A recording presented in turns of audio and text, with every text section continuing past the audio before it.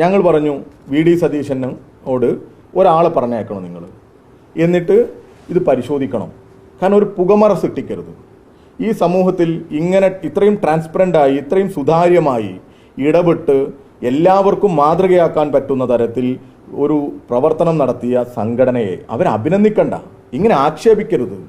ഇത് ഇനി വരുന്ന യുവജന സംഘടനകൾക്ക് ഇനി ഒരു അപകടമുണ്ടായാൽ, ഒരു പ്രതിസന്ധി ഉണ്ടായാൽ അതിലിടപെടുന്നവർക്കൊക്കെ ഉണ്ടാകുന്ന ഒരു പ്രയാസം എത്രയായിരിക്കും, അത് ആലോചിക്കേണ്ടി വരും.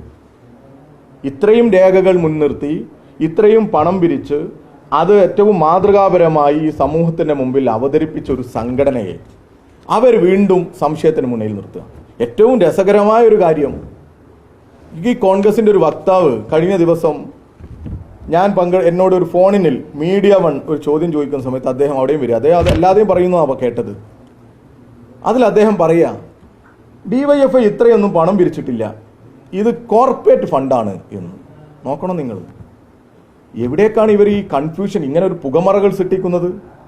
എല്ലാ രേഖകളും കാണിച്ചുകൊണ്ടാണ് ഞങ്ങൾ പറയുന്നത്.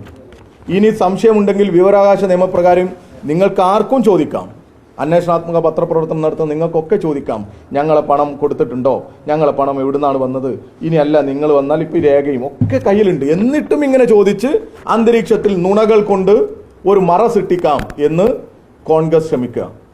അതിന് കരുതുക അവർ അങ്ങനെ സൃഷ്ടിക്കാമെന്ന്.